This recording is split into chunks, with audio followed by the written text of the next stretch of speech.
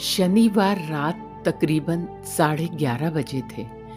मैं ऑफिस से घर के लिए अपनी बाइक से निकला ही था कि कुछ ही दूरी पर एक लड़की नजर आई जो सलवार सूट पहने हुए थी और रुकने का इशारा कर रही थी। मैंने भी उसकी मदद करने के इरादे से उसके पास जाकर बाइक रोक ली। तभी मेरे बिल्कुल करीब से एक ऑटो भी निकल गया। मैंने उस लड़की से कहा, जी कहिए, मैं आपकी क्या मदद कर सकता हूँ? वो गुस्से से बोली, मैंने तो ऑटो को हाथ दिया था।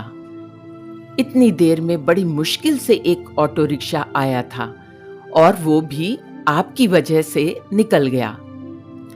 यह सुनकर मुझे भी बहुत बुरा लगा। सोचा, इतनी रात को एक अकेली लड़की सिर्फ मेरी गलतफहमी की वजह से इतनी रात को परेशानी में आ गई। मैंने भी तुरंत माफी मांगी और लिफ्ट के लिए पूछा तो उसने साफ मना कर दिया। मैंने फिर कहा, रात बहुत हो चुकी है और आप यहां अकेली खड़ी हैं, मगर वो तो बहुत गुस्से में थी। फिर मैंने भी मन में सोचा, चलता हूं यार, लेकिन मन ही मन यह भी सोचने लगा, इस वक्त सुनसान सड़क, अकेली लड़की, भगवान ना करे कहीं कुछ गलत हो गया तो।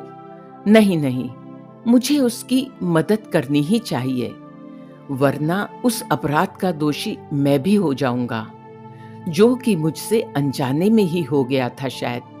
पता नहीं अब कब इसको ऑटो मिलेगा। मैंने उससे कहा, ठीक है, जब तक आपको ऑटो नहीं मिलता मैं यहीं कुछ दूरी पर खड़ा रहता हूँ। चूंकि गलती मेरी ही है तो जिम्मेदारी भी मेरी ही बनती है। वो कुछ नहीं बोली। ऐसे ही तकरीबन 15 से 20 मिनट और बीत गए। अब तो रात के 12 भी बजने वाले थे। मैंने फिर से उससे लिफ्ट के लिए पूछा और कहा, अब तक तो हमने आधा सफर तय भी कर लिया होता। यहाँ खड़े होने से कोई फायदा नहीं। मगर उसने तो मेरी बात सुनकर भी जैसे अनसुना ही कर दिया था। अब तो बड़ी ही अजीब सी उलझन में पड़ गया था मैं। उसे अकेले छोड़ने का बिल्कुल भी मन नहीं कर रहा था और यही सोच रहा था कि अगर मैं चला गया तो कहीं कुछ अनहोनी ना हो जाए। फिर सोचा, जब मेरे मन में ही इतनी घबराहट है तो वह तो एक लड़की है और मैं उसके लिए बिल्कुल एक अनजान लड़का हूं। आखिर मुझ पर उसे कैसे विश्वास होगा? मुझसे ज्यादा तो वो मन में डर रही होगी। अचानक मुझे एक उपाय सूझा। मैंने कहा, देखो, मेरे घर में भी तुम्हारे जैसी एक छोटी बहन है और मेरे लिए तुम बिल्कुल वैसी ही हो। मेरी मानो, यहाँ इतनी रात को अकेले रुकना ठीक नहीं है। प्लीज मेरे साथ बाइक पर चलो। जहां तक तुम्हें ठीक लगेगा वहां तक मैं तुमको छोड़ दूंगा। मेरे इन शब्दों से वो कुछ सहज सी हो गई और बोली, आप जाइए, मैं कोई ना कोई उपाय कर लूंगी। मैंने कहा, मुझे ही यहाँ रुके लगभग 1 घंटा होने जा रहा है। ऑटो तो दूर, कोई आदमी भी नजर नहीं आ रहा। प्लीज चलो, मैंने आपको अपनी बहन बोला है, फिर भी आप मुझ पर शक कर रही हो। मगर उसने फिर से मना कर दिया। तभी मैंने अपना पर्स खोला और उससे बोला, देखो, इसमें मेरी फोटो है, पहचान पत्र है, ड्राइविंग लाइसेंस, आधार कार्ड है। इसे अपने पास रख लो। जब अपने घर या किसी सुरक्षित जगह पहुंच जाओ तब मुझे लौटा देना। उसने मेरा आधार कार्ड पकड़ा और पढ़ने लगी, दीपक। मैंने कहा, हाँ, मेरा ही नाम है। देखो, अब प्लीज मना मत करना। तुम्हारे घर में तुम्हारे मम्मी पापा भाई बहन कोई ना कोई इंतजार करते होंगे। वैसे इंतजार तो मेरे मम्मी पापा और बहन भी कर रहे होंगे और परेशान भी हो रहे होंगे। अब चलो। वह थोड़ा सा डरते हुए आई और बाइक पर बैठ गई। मैंने पूछा, कहाँ है तुम्हारा घर? वो बोली, आप चलते रहो, जहां लगेगा बता दूंगी। तकरीबन 20 मिनट तक लगातार बाइक चलती रही। वो कुछ नहीं बोली। फिर लगभग उसके भी 10 मिनट बाद अचानक बोली, बस यहीं रोक दो और तुरंत एक सड़क से कॉलोनी की ओर जाने वाले रास्ते पर दौड़ पड़ी। चंद मिनटों ही में वो मेरी आंखों से ओझल हो गई। खैर, मेरे मन में अब सुकून था। चलो, वह घर के पास तो पहुंच गई। अब मैंने बाइक अपने घर की ओर मोड़ ली। जब तक मैं घर पहुंचा तो 3 बजने वाले थे।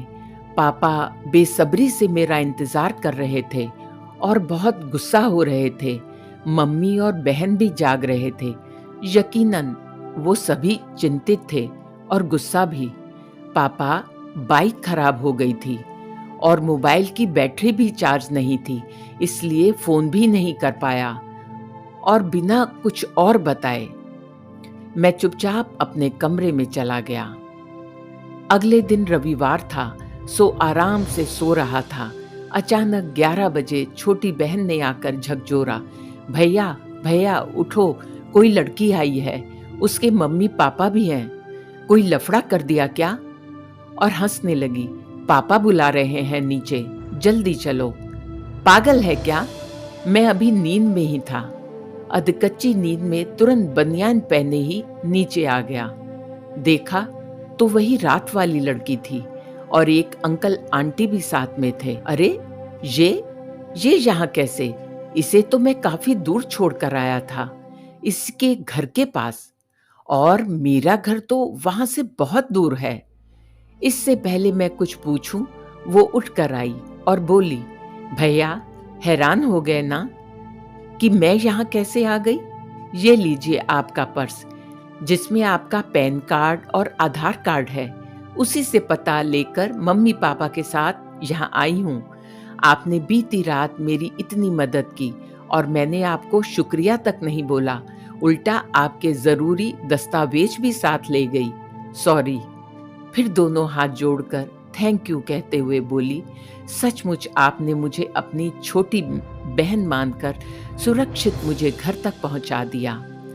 इसके बाद उसके मम्मी पापा ने भी मुझे ढेरों आशीर्वाद दिए और काफी देर तक वो मेरी तारीफें करते रहे। फिर अपने यहाँ सह परिवार आने का निमंत्रण देकर वे सब लोग चले गए। उनके जाते ही पापा ने मुझे सीने से लगा लिया और कहा, मुझे गर्व है तुझ पे दीपक, सचमुच तुमने एक अच्छे बेटे वाली बात करी है, मगर रात को ही बता देता तो अच्छा होता, बेकार में तुझे इतना डांटा मैंने कहा, पापा आप भी तो मेरी भलाई के लिए ही चिंतित थे। तभी पापा ने एक बार फिर मुझे सीने से लगा लिया, मगर इस बार मम्मी और छोटी भी आकर मुझसे लिपट गए थे। दोस्तों, जब मैं बड़ा हो गया और कॉलेज जाने लगा, तब मुझे मेरे पापा ने एक बात समझाई थी कि अकेली लड़की मौका नहीं, जिम्मेदारी होती है, और मैंने भी वैसा ही किया। प्रिय श्रोताओं, आशा है ये कहानी आपको पसंद आई होगी। इस कहानी पर आपकी क्या राय है, हमें कमेंट बॉक्स में लिखकर जरूर बताएं। कहानी पसंद आई हो तो लाइक करना बिल्कुल भी ना भूलें। अगर आप इस चैनल पर नए हैं तो इसे सब्सक्राइब भी अवश्य ही करिए। कहानी सुनने के लिए आपका धन्यवाद। स्वस्थ रहिए, व्यस्त रहिए और हमेशा मुस्कुराते रहिए।